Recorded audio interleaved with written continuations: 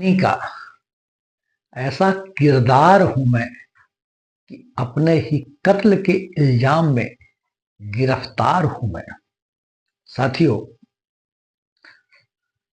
इस समय गिरफ्तारी की बात बहुत सुनने को पढ़ने को मिल रही है, और वो गिरफ्तारी है डिजिटल गिरफ्तारी, digital arresting.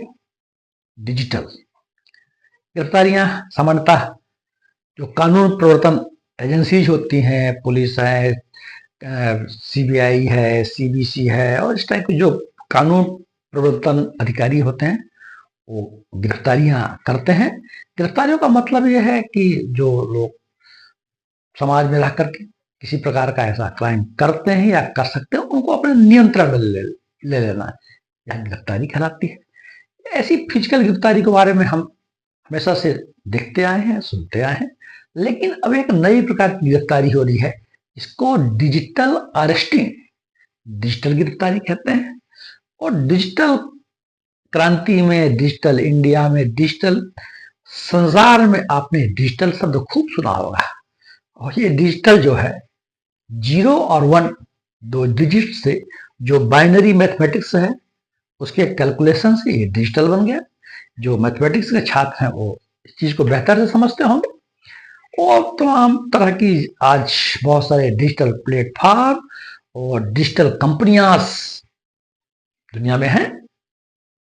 Facebook, WhatsApp, x, Skype, Meta, zoom, ऐसी तमाम डिजिटल कंपनियां हैं जो आपको तरह तरह के डिजिटल प्लेटफॉर्म उपलब्ध कराती हैं, जिससे हम अपना मोबाइल फोन, लैपटॉप, कंप्यूटर्स, इस टाइप की इलेक्ट्रॉनिक डिवाइस को हम यूज करते हैं और बहुत सारी ऑनलाइन सुविधाएं प्राप्त करते हैं। वो बैंक से संबंधित हो, शिक्षा, चिकित्सा, गेमिंग, स्पोर्ट्स।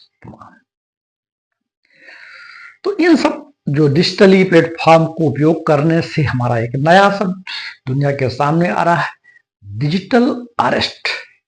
डिजिटल अरेस्ट, आज हम चर्चा डिजिटल अरेस्ट करेंगे। डिजिटल अरेस्ट एक प्रकार की ये धोखाधड़ी, जालसाजी का तरीका है, जिसको आप साइबर ठगी कह सकते हैं। साइबर ठगी कैसे? कि जैसे कोई व्यक्ति कहीं सऊदी अरब में, दुबई में, म्यांमार में, कंबोडिया में, लाओस में या भारत के कहीं भी किसी भी कोने में बैठा है, किसी भी स्थान पर है, और आपको डिजिटली मोबाइल फोन के माध्यम से, वीडियो कॉलिंग के माध्यम से, कॉलिंग सिस्टम के माध्यम से, ईमेल, जीमेल के माध्यम से आपसे संपर्क करता है और आपकी जो पर्सनल जानकारियां हैं उनको शेयर करता है और आपको अपने नियंत्रण में ले लेता है। हाल ही में 28 अक्टूबर 2024 को हमारे भारत के प्रधानमंत्री श्रीमान नरेंद्र मोदी जी ने अपने मन की बात में भी यह बात कही है कि यह जो डिजिटल अरेस्टिंग की जो स्थिति है वह एक प्रकार की भयावह स्थिति है और इससे बचने का उपाय भी सुझाया है।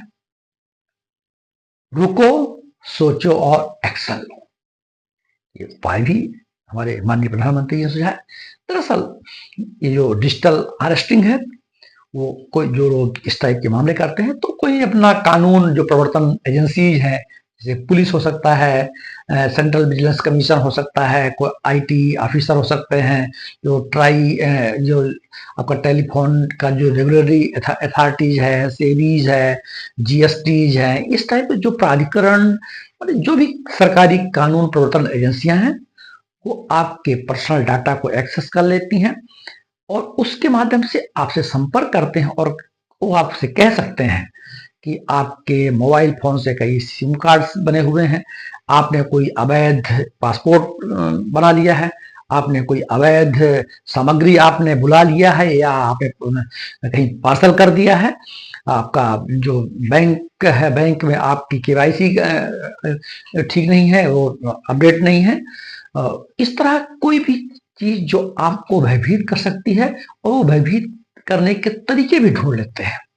वो आपके डिजिटली प्लेटफॉर्म को यूज करके आप किस तरह की सामग्रियों को एक्सेस करते हैं, क्या चीज देखते हैं, आपकी क्या कमियां, किस टाइप के बिजनेस करते हैं, ऐसे हमारे जो निजी डाटाज है, ये हमारे देश कि कानून की भी कमी है कि हमारे जो पर्सनल डाटा होते हैं आज वो करोड़ों के दाम में जो डाटा कंपनियां हैं उन पर नीलाम हो रहे हैं। तो इस तरह के आपको कॉल आ सकते हैं और इस कॉल के माध्यम से आपको वो अपने नियंत्रण में ले लेते हैं। चूंकि इसका बेसिक कारण एक तो यह है कि बहुत सारी कानूनी कमियां हैं, हमारे जो डेटास का जो इंफॉर्मेशन है वो लोगों के पास रहती हैं, हमारे साइबर जो एक्ट है उसमें भी कमियां हैं। बट सबसे बड़ी जो कमी है वो हमारा डॉक्यूमेंटेशन ठीक नहीं है। हमारा जीवन की जो हमारे सिस्टम्स हैं, जिस भी हम बिजनेस, व्यापार, कारोबार, विद्यार्थी, परीक्षार्थी जहां भी हैं, हमारी व्यवस्थाएं ट्रांसपेरेंट ना होने से हम भयभीत हैं और इसी भय दोहन का उपयोग ये डिजिटल अरेस्टिंग वाले करते हैं। एक तो ये खास बात है। दूसरी बात, जो अच्छे लोग हैं, सम्मानजनक लोग हैं, वो इस तरह के जो कानून प्रवर्तन एजेंसियां हैं, सरकारी संस्थाएं हैं और जो हमारे देश का कानून है उससे डरते भी हैं और सम्मान भी करते हैं। इसलिए जब भी इस तरह कोई फ्रॉड कॉल आते हैं तो वो एक प्रकार से इसी ढंग से अपना परिचय देंगे कि हम फला विभाग से बोल रहे हैं, कोई पुलिस का कर्मचारी, अधिकारी बोल सकते हैं, और अपना जो पूरा उनका फोकस है और उनका पूरा जो मेकअप है, उनके कार्यालय की साज सज्जा है, वो इसी ढंग से आपको दिखा देंगे कि आपको भरोसा हो जाए कि आप किसी पुलिस प्रवर्तन जो एजेंसीज हैं, कानून प्रवर्तन एजेंसी हैं, उनकी गिरफ्त में है और आपके पर्सनल डाटास को वो आपसे पूछ लेंगे। आपके बैंक संबंधित हो सकते हैं और कोई भी आपको जानकारी आपके लेंगे। इस प्रकार भारत में जो साइबर निगरानी जो केंद्र है, जिसको आप I4C कह सकते हैं शॉर्ट में याद रखने के लिए। आई मतलब होता है इंडियन, 4C का मतलब होता है, 4 मतलब 4C है उसमें, 4C में एक C आप साइबर क्राइम कोऑर्डिनेशन सेंटर, मतलब जो साइबर जो अपराधी ये साइबर अपराध होता है जो उसका निगरानी समन्वय केंद्र है, उनके अनुसार अभी तक 120 करोड़ का जो साइबर फ्रॉड हो चुका है। इस तरह के साइबर फ्रॉड आप लगातार सुन रहे हैं। अभी किसी डॉक्टर का हो गया, अभी हाल ही में भोपाल के किसी कारोबारी का भी हो गया, किसी टीचर का भी हो गया। तो इस तरह करोड़ों की साइबर फ्रॉड होते हैं। इसके लिए जरूरत क्या है? पहली बात तो आप भयभीत ना हो, रुकें, सोचें और एक्शन लें। यह इत्मीनान रखें कि भारत में कोई भी जो कानून प्रवर्तन एजेंसियों के द्वारा इस तरह की डिजिटल अरेस्टिंग करने का कोई प्रावधान, कोई कानून नहीं है। इस तरह कभी भी आपके पास ऐसे फ्रॉड आए कि किसी सरकारी एजेंसी का नाम लिया जाता हो तो आप बिल्कुल घबराएं नहीं, पुलिस प्रशासन को अवगत कराएं, अपने मित्रों, अपने परिचितों को बताएं और उसको मजबूती से फेस करें और अपने किसी तरह के पर्सनल डाटा को शेयर ना करें। ये हमारी रिस्पॉन्सिबिलिटी है। सरकार की रिस्पॉन्सिबिलिटी क्या है?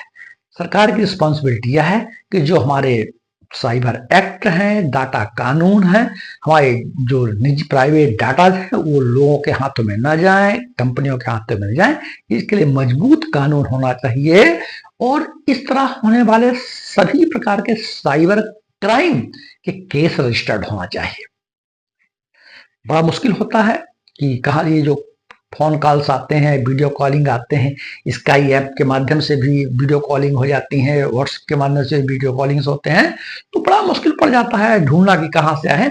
लेकिन इसके लिए आईपी एड्रेस जो इंटरनेट प्रोटोकॉल होता है उससे पता चल जाता है कि संबंधित कॉल किस डिवाइस से आया और कहाँ से आया है। तो इस तरह से डिजिटल जो अरेस्टिंग है वो इसी तरह से होती है। इसके लिए जरूरी है कि सरकारें अच्छे कानून बनाएं, सख्त कानून बनाएं, एक बात। दूसरी बात कि जो हमारी डिजिटल कंपनियां हैं, जितनी भी कंपनियां हैं, मेटा, फेसबुक, एक्स, गूगल, ये सब जो कंपनियां हैं वो इस तरह के अपने जो शिकायत सुनने वाले अधिकारी होते हैं, जो कोऑर्डिनेटिंग अथॉरिटीज होती हैं, जो इस तरह के साइबर क्राइम को सुनती हैं, जो साइबर सेल्स बने हुए हैं, उनका नाम, उनका ईमेल एड्रेस, उनका दूरभाष नंबर अपने प्लेटफॉर्म में उसको विज्ञापित कर दें ताकि हर व्यक्ति इस चीज को जाने कि हमें कहाँ संपर्क करना चाहिए। भारत में इसके लिए हेल्पलाइन नंबर 1930 1930 हेल्पलाइन है। इस तरह का कोई साइबर फ्रॉड की परिस्थिति बनती है, आप यहां कॉल करके हेल्प ले सकते हैं।